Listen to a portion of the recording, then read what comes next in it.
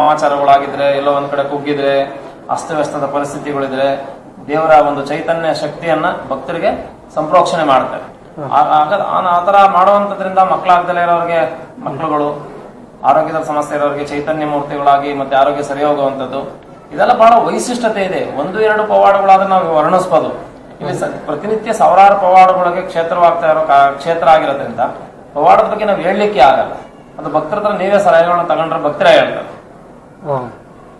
ನಾವು ದುಡ್ಡು ತಗೊಂಬಂದಿಲ್ಲ, ನಾವು ತುಂಬ ಕಡು ಬಡವರು, ನಮಗೆ ಪ್ರಶ್ನೆ ಹೇಳಬೇಕು ಸಹ ಅಂತ ಗುರುಗಳನ್ನ ಕೇಳ್ಕೊಂಡು ಅವರು ಟಿಕೆಟ್ ಹಾಕಿಸ್ಕೊಂಬೋಗ್ರಮ್ಮ ಅಂತ ಹೇಳಿದ್ರು. ನಮಗೆ ತಗೊಂಬಂದು ಕೊಟ್ಟು ಅಲ್ಲಿ ನೋವು 3 ತಿಂಗಳಿಂದ ಇತ್ತು. ಆವತ್ತೇ ನಮಗೆ 90% ಕಡಿಮೆ ಆಗೋಯ್ತು.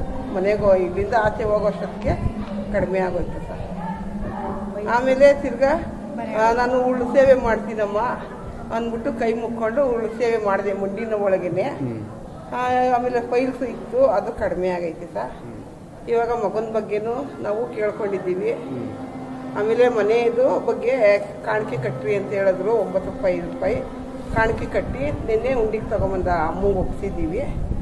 ಇನ್ನು ನಾಳೆ ಪ್ರಶ್ನೆ ಕೇಳಬೇಕು. ನಮಗೆ ಇವತ್ತು ಬಂದಾಗಿಂದ ತುಂಬ ಒಳ್ಳೇದಾಗೈತೆ, ಅನುಕೂಲ. ನಾವು ಅದು ಮಾತಾಡ್ಕೊಂಡಿದ್ದು ನಮ್ಮ ತಂಗಿಯವ್ರ ಕೈಲಿ ಹೇಳಿದ್ದೆ ಸರ್. ಏನನ್ನ ಮಾಡ್ಕೊಂಡು ಹೋಗ್ಬಿಡ್ಬೇಕು, ಇರಬಾರ್ದು, ಕೈಲಾಗದೆ ಇಲ್ಮೇಲೆ ಅಷ್ಟು ಮಂಡಿ ನಾವು ನೀರು ತರೋರಿಲ್ಲ, ನೀರು ಕೊಡೋರಿಲ್ಲ, ಮೆಟ್ಲು ಹತ್ತಬೇಕು, ಇಳಿಬೇಕು. ತುಂಬನೇ 3 ತಿಂಗಳಿಗೆ ತುಂಬನೇ ನೋವು ಅನ್ಬೋಗ್ಬಿಟ್ಟೆ ಸರ್. ಅವರು ಕಳಿಸ್ದಾಗ ಬರ್ದಿದ್ರು, ನಾನು ಈಚಿನ ಕೈ ಮುಕ್ಕೊಂಡೆ ಸರ್.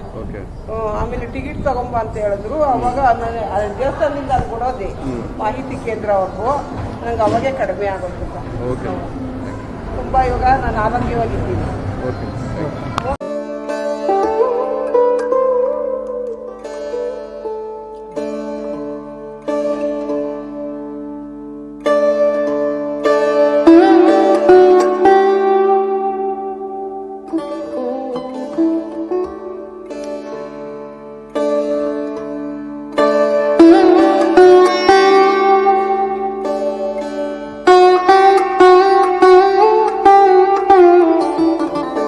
ಕಾಪಾಡ್ತಾ ಇದೆ ಇಚ್ಛೆ, ಕ್ರಿಯಾ, ಜ್ಞಾನ 3 ಶಕ್ತಿನೂ ಸುತ ಈ KG ದೇವಪಟ್ಟಣದ ತಾಯಿ ವಿದ್ಯಾಚೌಡೇಶ್ವರಿ ಸನ್ನಿಧಾನಕ್ಕಿದೆ. ಹಂಗಾಗಿರೋದ್ರಿಂದ ಎಲ್ಲ ಕಾರ್ಯಗಳು ಭಕ್ತರಿಗೆ ಅನ್ಕೊಂಡಂತ ಇಷ್ಟಾರ್ಥಗಳು ಈಡೇರಿಸ್ತಾ ಇದ್ದಾರೆ ತಾಯಿ. ಈ ದೇವಸ್ಥಾನದ ವಿಶೇಷ ಬಂದು ಕಳಶ ಮೂಲಕ ತಮ್ಮ ಮನಸ್ಸಿನಲ್ಲಿ ಏನೇ ಪ್ರಶ್ನೆ ಇದ್ರೂ ಕಳಶ ರೂಪದಲ್ಲಿ 100% ಪ್ರಶ್ನೆ ತಿಳಿಸುತ್ತದೆ. ವಿದ್ಯಾಚೌಡೇಶ್ವರಿ ತಾಯಿ ಇದು ಆಶ್ಚರ್ಯಚಕಿತ ಮತ್ತು ನಂಬಿಕೆ ಇರುವ ದೇವಸ್ಥಾನ.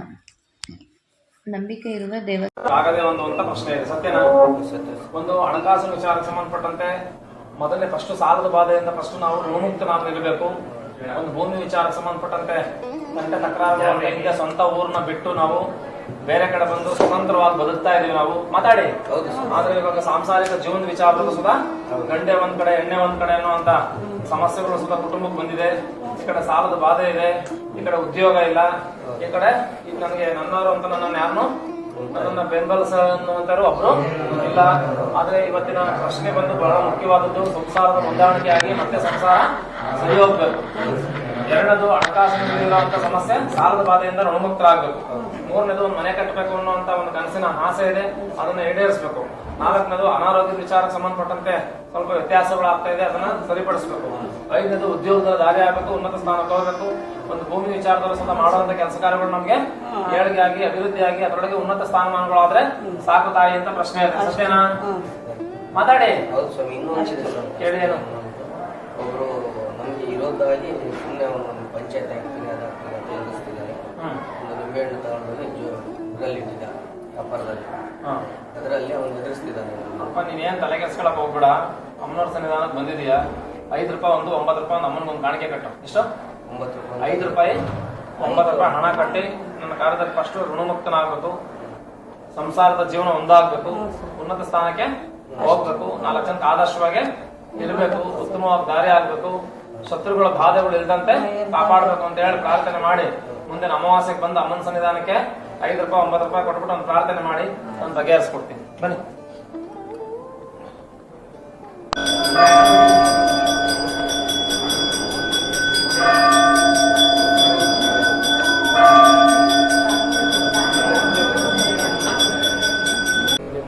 ಅಭಿಷೇಕ 3 ಕಾಲ ದೇವರಿಗೆ ಮಹಾನೈವೇದ್ಯಗಳಾಗುತ್ತೆ. ಒಂದು ಪ್ರಾತಃ ಕಾಲದ ಒಂದು 4 ಗಂಟೆಯಿಂದ 6 ಗಂಟೆಗೆ ಮಹಾಪೂಜೆ ಆಗಿ ದೇವಸ್ಥಾನವನ್ನು ಉಷಾಲಗ್ನದಲ್ಲಿ ಮುಚ್ಚಲಾಗ್ತದೆ. ಮತ್ತೆ 7:30ಯಿಂದ ಅಭಿಷೇಕ ಸ್ಟಾರ್ಟ್ ಆಗಿ ಈ ಸಮಯಕ್ಕೆ ಮಂಗಳಾರತಿ ಆಗುತ್ತೆ. ಮತ್ತೆ ಸಂಜೆ ಅಮ್ಮವರಿಗೆ 9 ಗಂಟೆಯಿಂದ ಮತ್ತೆ ಅಭಿಷೇಕ ಆಗುತ್ತೆ. ಅಂದರೆ ಪ್ರತಿನಿತ್ಯದ ಇದು ವಾಡಿಕೆ. ಈ ಕ್ಷೇತ್ರದಲ್ಲಿ ಮೂಲ KG ದೇವಪಟ್ಟಣ ಅನ್ನುವಂಥ ಒಂದು ಮಹಾ ದೊಡ್ಡ ಸಂಸ್ಥಾನ ಮಠ ಇರುತ್ತೆ ಇಲ್ಲಿ. ಅದು ಗತಕ ಕಾಲದಲ್ಲೆಲ್ಲ ನಶಿಸಿ ಹೋದ್ಮೇಲೆ ಈ ಕ್ಷೇತ್ರಕ್ಕೆ ಒಂದು ಚೈತನ್ಯ ಬಂದ ಮೇಲೆ ಕ್ಷೇತ್ರದಲ್ಲಿ ಭಕ್ತರ ಸಂಖ್ಯೆ ಜಾಸ್ತಿ. ಭಗವತಿ ಭಕ್ತಳಾಗಿ ನಿಮ್ಮನ್ನ ಅನುಗ್ರಹಿಸುವಂತ ಒಂದು ಶಕ್ತಿ ಈ ಜಾಗಕ್ಕಿದೆ. ನಾವು ಭಕ್ತರಾಗಿ ಬರ್ಬೇಕೆ ಹೊರತು ಯುಕ್ತರಾಗಿ ಬರಬಾರ್ದು. ಭಕ್ತಿಯಿಂದ ಬಂದ್ರೆ ಶಕ್ತಿಯಿಂದ ನಮ್ಮನ್ನ ಕಾಪಾಡ್ತಾಳೆ. ಅಂದ್ರೆ ತಾಯಿ ಹೃದಯ ಇದು ಈ ಕ್ಷೇತ್ರ. ತಮಗೆ ಒಳಗಡೆ ಬರ್ತಿದ್ದಂಗೆ ಆ ವೈಬ್ರೇಷನ್ ಗೊತ್ತಾಗುತ್ತೆ. ಯಾರೇ ಬರಲಿ ಆ ಕ್ಷೇತ್ರದ ಬಗ್ಗೆ ವಿಶ್ವಾಸ ಇಲ್ಲ ಅಂತ ಅನ್ನೋದು ಬಂದ್ರು ಅದನ್ನ ಮತ್ತೆ ಹೌದಾರೆ ಮನೋಭಾವ ಮಾಡಿ ಇದು ನನ್ನ ದೇಶ ಭಾರತ ಎನ್ನುವಂತ ಒಂದು ವ್ಯಕ್ತಿತ್ವವನ್ನ ಮೈರೂಡಿಸ್ಕೊಳ್ಳುವಂತ ಒಂದು ಶಕ್ತಿ ಕ್ಷೇತ್ರ ಆಗಿದೆ. ಒಂದು ನಿಮಿಷ ಪ್ರಶ್ನೆ ಹೇಳಿ. ನಾನು ಬೆಂಗಳೂರಿಂದ ಬಂದಿದ್ದೀನಿ, ಸೆಕೆಂಡ್ ಸ್ಟೇಜಿಂದ ಬಂದಿರೋದು ನಾವು ನನ್ನ ಜೊತೆಗೆ ಪ್ರಶ್ನೆ ಕೇಳಕ್ಕೆ ಒಂದು ವರ್ಷದ ಕೆಳಗಡೆ ಪ್ರಶ್ನೆ ಕೇಳಕ್ಕೆ ಬಂದಿದ್ವಿ. ಆವಾಗ ನಮ್ಮ ಪ್ರಶ್ನೆ ಕೇಳಿದಾಗ ನನ್ನ ಸೊಸೆಗೆ ಮಗು ಆಗಬೇಕಾಯಿತು. ಅದಕ್ಕಾಗಿರಲಿಲ್ಲ, 4 ವರ್ಷ ಆಗಿತ್ತು ಮದುವೆ ಆಗಿ. ಇದರಿಂದ ನಾನು ಬಂದು ಕೇಳಿದೆ. ಕೇಳಿ 1 ವರ್ಷದ ಕೆಳಗಡೆ ಕೇಳಿದ್ದೆ. ಹಾಗೆ 3 ತಿಂಗಳಿಗೆ ನನ್ನ ಸೊಸೆಗೆ ಪ್ರೆಗ್ನೆಂಟ್ ಆಗಿದೆ. ಆ ದೇವಿ ಹೇಳ್ಕೊಂಡಿದ್ದಕ್ಕೆ ಆ ಗುರುಗಳು ಹೇಳ್ತಾರೆ, ನಿಮ್ಮ ಮನೆಗೆ ವಂಶೋದ್ಧಾರಕ ಬೇಕಾಗಿದೆ, ನೀವು ಅದನ್ನು ಇದು ಮಾಡೋಕ್ಕೆ ಬಂದಿದ್ದೀರಾ. ಸೊ ಹಂಗಾಗಿ ನಾವು ಪ್ರಶ್ನೆ ಅವರೇ ಹೇಳಿದ್ರು, ನಾವು ಹೇಳಿಲ್ಲ, ಸುಮ್ಮನೆ ಕೇಳಕ್ಕೆ ನಿಂತಿದ್ದಲ್ಲ. ಕೇಳಿದ್ಮೇಲೆ ಆಮೇಲೆ ಈ 1 ವರ್ಷದ ಕೆಳಗಡೆ ನೆನ್ನೆಗೆ ಬನದ ಹುಣ್ಣಿಮೆಲೆ ನಾವು ಬಂದು ಪೂಜೆ ಮಾಡ್ಕೊಂಡು ಹೋಗಿದ್ದಕ್ಕೆ 3 ತಿಂಗಳಿಗೆ ನನ್ನ ಸೊಸೆ ಪ್ರೆಗ್ನೆಂಟ್ ಆಗಿತ್ತು. ಮಗು ಆಯಿತು. ಈ ಹೆಣ್ಮಗು ಆಗಿದೆ. ಸಂತೋಷವಾಗಿದೆ. ನಾವು ಅದಕ್ಕೆ ನಾವು ಬಂದು ತಿಂಗಳು ಬಂದು ಈ ಪೂಜೆ ಮಾಡ್ಕೊಂಡು ಅದೇ ಬಂದು ಪೂಜೆ ಮಾಡ್ಕೊಂಡು ಈ ದೇವಸ್ಥಾನ ನಿಮ್ಗೆ ಹೆಂಗೆ ಗೊತ್ತಾಯ್ತದ? ನಾವು ಸುಮಾರು ವರ್ಷದ ಕೆಳಗಡೆ ಬಂದಿದ್ವಿ. ನಾವು ನಾನು ನನ್ನ ಫ್ರೆಂಡ್ಸ್ ಬಂದಿದ್ವಿ. ದೇವಸ್ಥಾನಕ್ಕೆ 2 ವರ್ಷದ ಮುಂಚೆ ಎಲ್ಲ ಬಂದಿದ್ವಿ ನಾವು. ಹಂಗಾಗಿ ನಾನು ಅರ್ಕೆ ಇತ್ತು ಅಂತ ತೀರ್ಸಕ್ಕೆ ಅಂತ ಬಂದಿದ್ದೆ. ನಾನು ಆ ತೀರ್ಸಕ್ಕೆ ಅಂತ ಬಂದಿದ್ದೆ. ಆ ವರ್ಷದಿಂದ ಯಾರಿಗೋ ಹೇಳಿದ್ರು, ನೀವು ಸುಮಾರು ವರ್ಷದಿಂದ ಒಂದು ಹೆಣ್ಣು ದೇವ್ರಿಗೆ ಅರ್ಕೆ ಅಂತ. ಬಂದಾಗ ಇಲ್ಲಿ ತಲೆ ಇಲ್ಲಿ ಪ್ರಶ್ನೆ ಕೇಳಿದಾಗ ಅವ್ರು ಕೇಳಿದ್ರು, ಈ ಥರ ಈಗ ನೀವು ವಂಶೋದ್ಧಾರಕ್ಕೆ ಬಂದಾಗ ಪ್ರಶ್ನೆ ಕೇಳಿದಾಗ ಈ ಥರ ಆಗಿದೆ, ನಮ್ಗೆ ಒಳ್ಳೇದಾಗಿದೆ. ಅವ್ರಿಗೂ ಅದಕ್ಕೆ ಪ್ರತಿ ಸಲ ಬಂದು ಪೂಜೆ ಮಾಡ್ತಾರೆ. ನನಗೆ 3 ವರ್ಷದಿಂದ ತುಂಬ ಹುಷಾರಿಲ್ಲ, ತುಂಬ ಜ್ವರ. ಅಂದರೆ ನಾನು ಬರ್ಕ ಸ್ಟೇಜಲ್ಲೇ ಒಂದು ಹಾಸ್ಪಿಟ್ಲಲ್ಲಿ ಅಮ್ಮ ಬಂದು ಡೀಟೇಲ್ಸ್ ಒಳ್ಳೆದಾಗುತ್ತೆ ನಮ್ಮ ತಲೆಗೆ ಪತ್ರ ಇಟ್ಟು ಆಶೀರ್ವಾದ ಮಾಡಿದ್ರು. ಅವಾಗಿಂದ ಡೆಲಿವರಿ ಆದೆ. ಮತ್ತು 1 ದಿನಕ್ಕೆ ಹುಷಾರಾದೆ. ಆ ಫೋಟೋ ಆಗಿದ್ದ 7 ಅವರು ನಮ್ಗೆ ಗೊತ್ತಿಲ್ಲ, ಪರಿಚಯ ಏನಿಲ್ಲ. ಅಂದ್ರೆ ಅವರು ಅನ್ಎಕ್ಸ್ಪೆಕ್ಟೆಡ್ ಬಂದಿದ್ರು. ಹೌದು, ಅದು ಅಡ್ರೆಸ್ ಕೊಟ್ಟು ಕಾರ್ಡ್ ಕೊಟ್ಟು ಇಲ್ಲಿ ಹೋಗಿ ಅಂತ ಅಂದಮೇಲೆ ಅವರು ಪ್ರಸಾದ ಕೊಟ್ಟರು. ಅಕ್ಕಿ ಮತ್ತೆ ಇದು ಹಣೆಗಾಗಿ ಕ್ಯೂರ್ ಆಗಿ ಮನೆಗೆ ಬಂದೆ ಡಿಸ್ಚಾರ್ಜ್ ಆಗಿ. ಅದಕ್ಕೆ ದಿನ ಬೆಳಗ್ಗೆ ಇಷ್ಟೊತ್ತು ಪ್ರಶ್ನೆ ಪ್ರಾರಂಭ ಮಾಡ್ತೀವಿ 11 ಗಂಟೆಯಿಂದ. ಸ್ಪೆಷಲ್ ಆಗಿ ಅಮಾವಾಸ್ಯೆ ಹುಣ್ಣಿಮೆಗಳಲ್ಲಿ ವಿಶೇಷವಾಗಿ ಸನ್ನಿಧಾನದಲ್ಲಿ ಉತ್ಸವ ಸೇವೆಗಳು ಇರ್ತದೆ. ಮತ್ತೆ ಮಧ್ಯರಾತ್ರಿ 12 ಗಂಟೆಯಿಂದಾನೇ ದೇವಸ್ಥಾನದ ಬಾಗಿಲು ಓಪನ್ ಆಗುತ್ತೆ. 2 ಗಂಟೆ 2:30ಯಿಂದ ಅಭಿಷೇಕಗಳು ಪ್ರಾರಂಭ ಆಗುತ್ತೆ. 3:30ಗೆ ಮಹಾಮಂಗಳಾರತಿ ಆಗುತ್ತೆ. ದೇವರಿಗೆ ಅಡ್ಡಂತ ಅರಿಶಿನ ಮತ್ತೆ ಹಾಲಿನ ಅಂದ್ರೆ ಏನು ಅರಿಶಿನ ಇರ್ತದಲ್ಲ, ಅರ್ಶಿನದ ಒಂದು ಉಂಡೆ, ಅದನ್ನ ನೀರ್ಗೆ ಹಾಕಿ ಕಲಸಿ ಮತ್ತೆ ಹಾಲು ಹಾಕಿ. ಮಾಹಿತಿಗಳಿಲ್ಲ. ನಮ್ಮಲ್ಲಿ ಶ್ರೀವಿದ್ಯಾ ಅಂತ ಒಂದು ಕರು ಇರುತ್ತೆ. ಆ ಕರು ತೀರೋದ್ಮೇಲೆ ಅವಳು ನೋವನ್ನ ಮರಿಬೇಕು ಅಂತ ಹೇಳಿ 1 ಹಸು ತಂದಿ ನಾನು ಫಸ್ಟ್.